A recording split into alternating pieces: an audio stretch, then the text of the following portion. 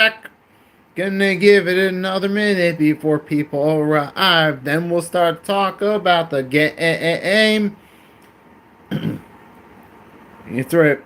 Dun, dun, dun, dun, dun, dun, dun, dun. I'm giving it one more minute. Get a few more people in here before we kick this thing off. It's actually a pretty warm Friday night, but hey, I mean, although the sun is going down sooner, but all right, yeah, let's see. Yep, Eagles Rams coming up Sunday. We've had their number recently. We beat them the last 3 times we played them. Oh, yeah, last night Josh Allen did his thing on Thursday Night Football, helped defeat those Miami Dolphins in pretty convincing fashion.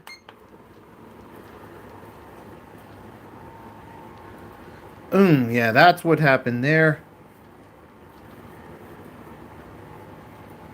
But yeah. That's right, folks. That's right. But yeah, I mean, Eagles, Rams, it's going to go down on Sunday. That's right, baby. That's right. I'll give it a little more time, get some people in here in the chat. This thing going. Man, I mean, think about, man, those last couple games we had. And we won those games. And going into this one, I'm looking at it, I'm like, all right, we got Puka Nacua, Devontae Adams to go against. They're the two main threats in the passing game. Remember, the best player we won against so far was CeeDee Lamb, who pretty much torched our secondary. We could not cover him. We got a few breaks from a few drop passes, but that was drop passes. That was on CeeDee Lamb. Our secondary didn't do anything to stop it, so there's a concern right there with CeeDee Lamb. With the way we've proven against CeeDee Lamb, the best weapon so far. Now we got to go against Nacua and Adams, who last week had a feast day against the Tennessee Titans. Now, it was the Tennessee Titans defense only, but Nacua and Devontae showed that they valuable weapons in the pass game. Anyway, those two both had 6+ receptions, had a touchdown each. I think Nacua got 98 yards in the pass game, even got a nice little shuttle behind the line of scrimmage for a touchdown against the Titans defense, who really doesn't have a whole lot going. But the fact is, that shows Eagles secondary be ready. Nacua, Devontae can do some damage in the passing game, and they're easily the two best weapons for the Rams. So take note, Eagles, take note. That's important to note right there.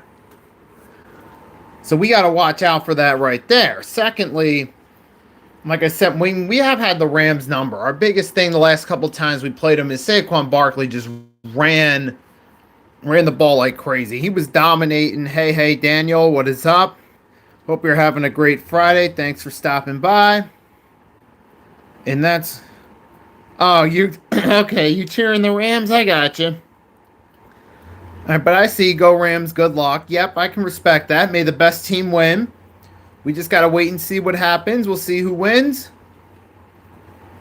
Let's go from there. Hey. But to be fair, either way, whoever wins, hey, as long as the losing fan can give the winning team's fan props, hey, that's all that matters. So we can have we can respect on that. But yeah, like I said, with the Rams, you got, so their biggest weapons obviously are Nacua and Devontae. We saw last week against the Titans, they looked really strong. But that was also the Titans, too. The Eagles, we have a lot more talent on defense than they did. I mean, even look at it from this point, Dan, you got to realize you're going against a much more talented group with the Eagles, with Jalen Carter in the middle. We saw last week he made a bit of a difference. He got a QB hit, got a few pressures on Mahomes last week, so he made a difference there as well. But then you also got in the secondary, we have the pieces there. We know we do. We have Cooper DeJean, Quinyon Mitchell, Andrew Mukuba, who had that pick last week in the end zone that helped play a big factor in us sealing the win.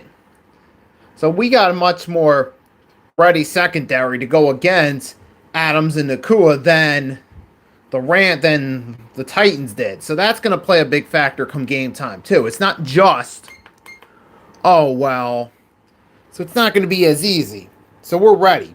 But also, on the flip side for the Eagles, I'm like, week one, we kind of struggled against the Cowboys there, especially in the first half. Even in the second half, like I said, CeeDee Lamb dropped a few key passes. That really wasn't necessarily a great job by the Eagles' secondary in stopping him.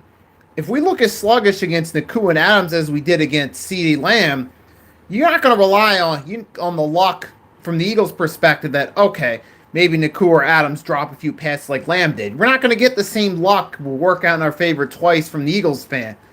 So we got to actually tighten up our coverage against these guys. We know that from what we saw with Quinyon Mitchell, Cooper DeJean last year, we know these guys can get the job done. We know they have what it takes to stop the passing game. It's just a matter of them actually doing it. Andrew Makuba, he showed potential. He got that pick last week, so we know he can ball too. So we know they can get the job done. It's a matter of our guys in the secondary actually stepping on the field and delivering. Now, that's the key there. It's not, yes, we know I'm much more confident in our secondary than the Tennessee Titans secondary. They got torched by the Rams last week. But like I said, there is that little bit of concern, like, have we gotten back into it? I mean, week one, we kind of struggled there, and we got a few lucky breaks against the Cowboys. But week two, week one against Kansas City, we did give up a 69-yarder to Travis. We did give up that one touchdown to Hardman. But outside of that, we were doing really good. But, not to take anything away from it, not to say I'm lacking confidence, but we were going against a shorthanded Kansas City team. We still got to remember that. And yes, while we did make some plays, we got to remember it was a shorthanded Kansas City team. We cannot deny that. So there's that. And so now this is the true test to see if the Eagles can do it. I believe the secondary can. I know they have the talent to make it happen. But now it's just a matter of actually getting on the field, getting the job done. And we know the big key for the Eagles, obviously, Jalen Carter. We saw week one and week two what a difference it made. Jalen Carter, pretty much, he didn't play in game one because he got ejected before officially playing a snap. He was ejected for a spit in the huddle before the first snap, which, granted, yes, it was a situation both sides played a role, but you saw in that game without Jalen Carter how we looked, our pass rush looked weak, and that played a key role in the Cowboys' passing offense looking precise against us in the first half. And then with Jalen Carter, week two, our passing defense was much more efficient. We were more on point, and we did what we needed to take care of business. But then, so there was that. So that was good, though. Week three, obviously, we're going to need Jalen Carter against the Rams. And we know he can play a key role. Remember last time back in the snow on that final drive, Jalen Carter's sack pretty much saved the game for us and saved us from giving up the game-winning touchdown. Because it was that Jalen Carter sack that we got that led to the incomplete pass on fourth down that ultimately set up the game, the game-sealing stop, and the Super Bowl. Because remember, before Jalen Carter got that sack on that final drive, the Rams were moving the ball downfield efficiently. It was looking like week two last season against the Falcons all over. It was looking like New Year's Eve 2023 against the Cardinals all over. It was looking like the Monday night game against the Drew Lock-led Seahawks get blown drive over again. It was looking like this was going to be the fourth time that Jalen Carter made that game-saving sack in hindsight. So we know we're going to need Jalen Carter to deliver here against the Rams as well. He did it before. We're going to need him to do it again. And then on the offensive side of the ball, the biggest key to beating the Rams the last two times we played them was the ground game. It was Saquon Barkley. Had himself a phenomenal performance in the snow. Had himself a phenomenal performance on the Rams Sunday night game last year at SoFi. We know Saquon Barkley has this Rams defense number. So if we're looking at Philadelphia Eagles, Kevin Patullo, hey, let's get the ball to Saquon. Let's keep it going with the ground attack. I mean, we have a quarterback who can make plays with his leg as well, but we mainly got to rely on Saquon because Saquon has this Rams defense's number. My thing is, look, just keep giving the ball to Saquon until they know how to stop him. The Los Angeles Rams defense has not had an answer for Saquon Barkley in a Philadelphia Eagles jersey. So if you're the Eagles, yeah, go keep that strategy going. Keep going to the ground with Saquon. They don't have an answer for him, so keep going there until the Rams figure out how to stop it.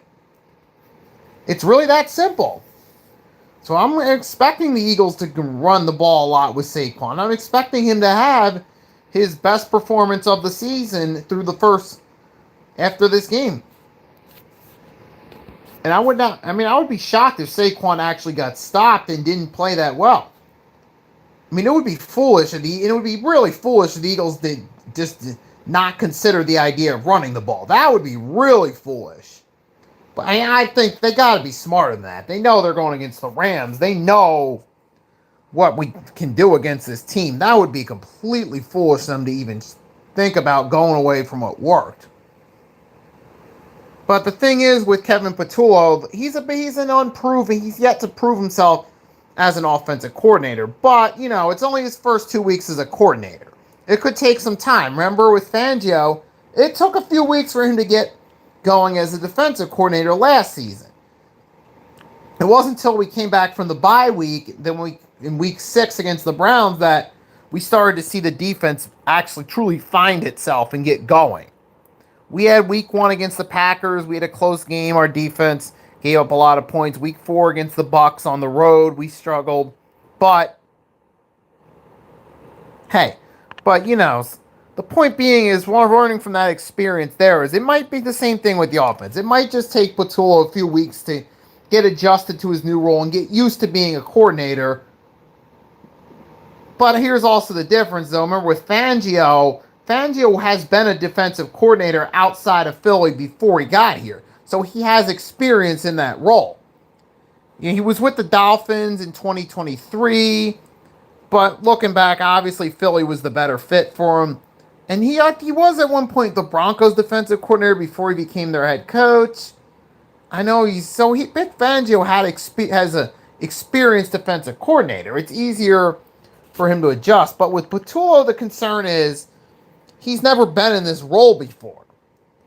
But then again, that's also part of the reason I'm giving him the benefit of the doubt through the first 2 weeks, because it's his first time in this role as a coordinator. It takes a few weeks to get adjusted and for him to really get comfortable in that role. So I'm not throwing in the towel on Kevin Patullo just yet. Yes, there needs to be room for improvement, but you got to remember where he's coming from. It's his first time in this role. We got to give him time to adjust. But pretty much in this one, the main thing is focus on the ground game offensively with Saquon. That's going to be the first key to victory. Like we said, we saw him on Sunday Night Football against the Rams dominate, had his best regular season performance there, and then come playoff time, the divisional round, the snow, again dominated the Rams, scored long touchdowns both times. Don't be surprised if the streak of long touchdowns versus the Los Angeles Rams continues for Saquon Barkley, because he has a habit of doing so. He could very well do it again. And I wouldn't put it out of the realm of possibilities for him to do such. So I'm expecting it. That's the first key. We got to go with Saquon. We got to keep running the ball with him. That should be the main point of our offense until they find a way to stop it. And then kind of getting back to my other key is we got to be able to let Jalen Carter do his thing. We know that he was the key. He was the hero in the final drive last year in the playoffs. We saw last week he made a huge difference. And then this time around, but now the question I'm asking is, I'm asking you guys, if some of you guys are in the chat, what do you think? I started thinking all of a sudden about the secondary matchups. Who should Quinyon Mitchell match up with? I'm asking myself that question as I'm talking to you guys. Which wide receiver should Quinyon Mitchell match up with? Will he be a better one-on-one matchup defending Davante Adams, or will it be a better match against Puka Nacua? Now, I'm thinking maybe against Davante. Well, he has the edge, Mitchell, because he's a lot younger than him, so he should have the quickness edge in that one. But we got to remember Davante Adams is still a really good wide receiver with the right quarterbacks around him, even at this day in his career. Even at this stage, even with Matthew Stafford being in his late 30s, he's still a pretty capable quarterback. Sure, he may not be the same quarterback he was in 2021, but he can still be a good quarterback, especially with that head coach, Sean McVay, especially with those weapons around him. We know Matthew Stafford knows how to work in that system. Like I said, it's not the same QB he was in 2021 when he first joined the Los Angeles Rams and they won that Super Bowl, but he's still a pretty good quarterback. But the biggest key with Matthew Stafford is to bring the heat on him with the defensive line, because he's not a scrambling quarterback. He's not a guy that's mobile. Even Patrick Mahomes last week, we saw he still has his mobility and he can make plays on his feet. Matthew Stafford is more the prototypical pocket passer quarterback. He's not known to make a lot of plays with his feet.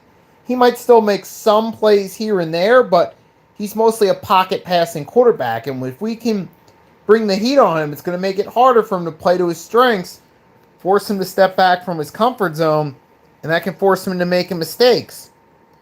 We even saw week 1 against the Texans. He looked a little sluggish there in that game. So I'm kind of a little bit optimistic here. I'm like, all right, the Houston Texans, who, while they're 0-2, do have a pretty solid defense. Not so much against the Tampa Bay Buccaneers run, but they did pretty solid against the Rams. And even in the Bucs game, even though they lost, they still managed to hold them to a respectable amount of points. So the Rams struggled against the Houston Texans defense, who, despite their record, still a pretty solid defense. Now you got the Eagles, who we know have playmakers on their defense. Now I'm curious, let's see if the Rams can hold up against our defense. Yes, while the Rams looked great last week, on one hand it was against the Tennessee Titans, though. We're a much better defense, and we're in a much better position as a team than the Titans are. So I'm not worried that the Rams are necessarily going to do the same, but at the same time, I'm not underestimating that offense either. So I put that emphasis there on our defense that, hey, we got to find ways to stop them. Now, with the Rams defense, I mean, they've done pretty solid through 2 weeks, but they were also going against two of the struggling offenses as well, both with the Titans and with the Texans. And we're the strongest offense they faced. And I would say during after the Kansas City game, I did say I'm a little bit concerned about the offense. I still am, but we got to remember, week 1 against the Cowboys, we went out there and we scored 24 points before the weather delay completely slowed down the game. So our offense can, as we saw against the Cowboys, knows how to cook a defense like we did in the first half, week 1. Now, granted, week 2 we went against the Kansas City Chiefs team with Chris Jones on their defensive line. So we went against a pretty respectable defense. It only scored 20 points, but still won. So I'm not necessarily worried about this offense just because we only scored 20 last week. We're going against a good defense as well. So I'm not holding that against them. Now, with the Rams, and the Rams defense, they're beatable. They are. Especially if we can especially with the ground attack. If we get the ground attack going, then everything else is just smooth sailing from there. And plus, it would be nice. I feel like we got to try to get A.J. Brown a little bit more involved. If we can get 1 or 2 deep passes to him, that can really help out. And plus, we can't forget Devontae Smith either. Because Devontae Smith has been our main go-to guy these past couple weeks. He's been the guy we've gone to. So remember last week he had himself a pretty nice catch, which validated him. I claim that he's the best number 2 receiver in the NFL currently. So if we can just get the ball off to AJ and Devontae as well, that can really help out too. And then there's the question of Dallas Goedert. Is Goedert going to be... Yep, I'm back. Yeah, Goedert will be playing Sunday, though. So Dallas Goedert will be in the game Sunday for us against the Los Angeles Rams. So we got him back as well. Now, he's not the number 1 go-to guy in any team's passing game. He still knows how to make those plays from time to time. What we saw last week, week 2 against the Saints, he made the big reception that put us in the red zone to help score the go-ahead touchdown to beat the Saints in week 3 last year. We know he's a blocker. We know he can still occasionally, he's a good blocker, and he can occasionally make those plays. Goddard still occasionally makes those big plays from time to time that can help out. And we got him back here against the Rams. That can also help our offense a little bit too. But I'm looking at this mainly with this one. We're going to lean on the run game because we know that's how we can beat the Rams. We've done it that way before twice with the same core pretty much. We can definitely do it again here this time around. So like I said, we're obviously mainly focusing on the run game. Being able to, Jalen Carter being able to get some pressure is number 2. And my number 3 key is we got to be able to shut down Nacua and we got to be able to shut down Nacua and Adams. But I would put Quinion on Nacua because he's quicker, he's more acclimated to his style. Maybe then put Adoree on Devontae. But I mean, it could go either way. Adoree, I'm a little bit concerned about him because week 1 going against the Cowboys 1-2 duo, still one of the best 1-2 receiving duos in the NFC. He didn't look good. He did not play that good at all. So I'm thinking, I'm a little bit concerned about Adoree. I'm not really concerned about Quinion Mitchell.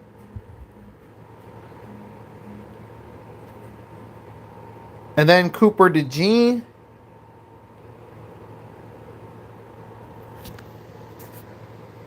I mean, I'm actually looking at the secondary though. Even with Dory Jackson not being the best, we still got guys in the safety.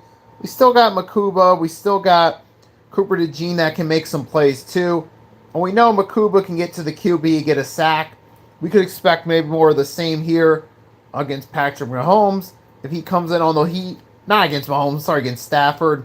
But we got to find ways to shut down the passing game. I'm really expecting Quinion Mitchell to step up the most here and have himself a good game. Those are really my main 3 keys to victory. As far as the game itself goes, look, let's not take the Rams for granted. Yes, it's home. It's an earlier time than the Rams are used to. But remember the last game we played against a team that, against the Rams at home in the snow, they almost beat us. So we can't take them for granted here this time around. We got to, let me repeat, we have to be able to find a way to stop them. So with this one, I got the Eagles winning this one as well. A lot of our experts do. I'll take the Eagles to win this matchup. I'll give them, say, by a score. I'll give the Eagles the nod by a score of, say, 24-20. I think this is probably going to be a closer, lower scoring game until the Eagles really start to score points. It might take a few weeks for the Eagles really start to score, get in the mode of scoring a lot of points. So we still got to wait and see about that one. But I still got the Eagles winning in a closer game, 24-20. We can't take the Rams for granted. They're still a pretty good team, and they are 2-0. So I will not take that away from them. That's really the most I got to say about this game. We just got to wait and see what happens. Daniel Berry, you're a Rams fan, so all I'm saying is, once again, may the best team win. And we'll see how it plays out on the field. And while I'm still here, I'm just, messing around a little bit. What is it with these Eagle haters and the tush push, man? I almost feel bad for some of y'all, for real. For those of you that still want to cry about the tush push, I feel bad for y'all for real. Here's why. You sound desperate for views. You sound desperate for attention. It's kind of sad at this point, actually, that some of y'all are so desperate for attention. Y'all still keep obsessing over the tush push, bro. Y'all more obsessed about it than we are as Eagles fans, for real. Y'all spend more time talking about it, fascinating about it. letting us know how you feel about it, complaining about it. Y'all sound very insecure and jealous that you can't find a way to stop it. And don't give me the goes Flash. It's not an automatic play. You remember the Ravens tried running it once with Derrick Henry. It didn't work. You remember the Giants? Didn't the Giants try it once? It's like, hello, there have been other teams that tried this play. It doesn't work for everybody. And newsflash, it can be stopped when the Eagles do it. The wild card round against the Tampa Bay Buccaneers 2023 season. Guess what happened? Eagles tried the tush push, and guess what?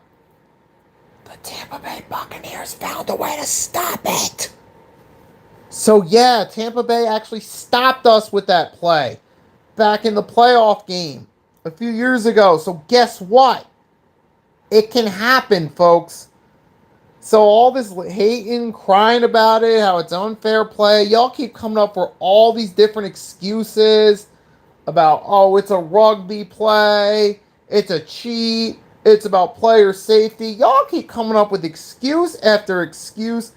Oh, they're not properly lined up on the line of scrimmage. The refs keep letting them get away with it. Y'all keep pushing the goalpost back every time the tush push works. Y'all tried the player safety one. That's been proven to be false. So y'all moved on from that. Now you went to the Eagles are cheating on the play. They're not lined up properly at the line of scrimmage. They're committing penalties and getting away with it. So that's your new thing, huh? They're cheating now, huh? So first it was the injuries excuse when it's been proven that it doesn't increase the risk of injury. It's actually one of the least likely plays to cause an injury. So that player safety BS went out the window. Now it's on to it's an illegal play. It's an illegal play. They're committing penalties every time. They're not properly lined up on the line of scrimmage when they do it. I mean, it's just comedy at this point. But I do feel bad for some of y'all, for real. You're that desperate for something to say. And I think, let's be real, some of y'all are just fans of teams that don't, probably some of y'all, especially if you're a fan of a team that ain't got nothing going for them, I don't want to hear y'all talk about the Eagles at all, because you sound like you're just the bitter fan that's upset your team isn't doing what the Eagles have been doing, if you're coming from that perspective. And plus, we all know it's considered the cool thing to hate on the Eagles. It is. When it comes to teams to hate on, when it comes to team fan bases to poke fun at, who's the main target? The Eagles. Now, granted, is some of it deserved? With all due respect to my Eagles fans, yes.